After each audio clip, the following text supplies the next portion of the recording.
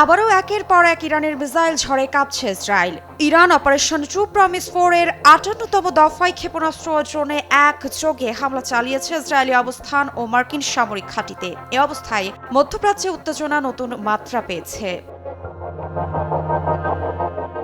ইরানের সামরিক বাহিনী আইআরজিসি জানায় 16 মার্চ সকাল থেকে এই অভিযান শুরু হয়। আইআরজিসি একে টার্গেটেড ইফেক্টেড বেসড অপারেশন হিসেবে উল্লেখ করে জানায় এর মূল লক্ষ্য ছিল কৌশলগত সামরিক স্থাপনা ধ্বংস করা। তাদের দাবি অনুযায়ী হামলায় ব্যবহৃত হয়েছে খোরামশার খাদ, ফাত্তা, খিবর শেখান, ফাত্তে ও কিয়াম ধরনের ক্ষেপণাস্ত্র, পাশাপাশি আত্মঘাতী ড্রোন।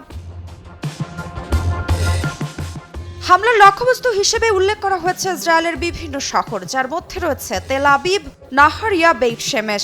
একই সঙ্গে কিছু মার্কিন সামরিক ঘাঁটিতেও আঘাত হানার দাবি করেছে ইরান। ইসরায়েলি সূত্রের দাবি অনুযায়ী এই হামলায় ইসরায়েলের একাধিক এলাকায় সতর্কতামূলক সাইরেন বেজে ওঠে এবং লাখো মানুষ আশ্রয় কেন্দ্রে ছুটে যায়। দেশটির বিভিন্ন অঞ্চলে আতঙ্ক ছড়িয়ে পড়ে।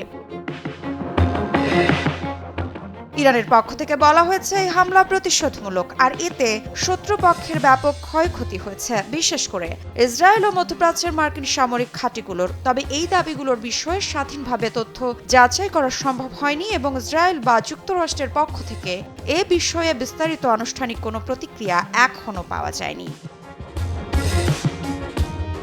এর আগে গত 28 ফেব্রুয়ারি ইসরায়েল ও যুক্তরাষ্ট্র একযোগে ইরানের উপর হামলা চালানো শুরু করে, যে হামলায় নিহত হন ইরানের তৎকালীন সর্বোচ্চ ধর্মীয় নেতা আয়াতুল্লাহ আলী খামেনি সহ আরও বহু উচ্চ পদস্থ সামরিক কর্মকর্তা। মূলত এরপরই ইরানও নেমে পড়ে যুদ্ধের ময়দানে। কি বুঝলেন ভাই? অনলি জেডাই চাই।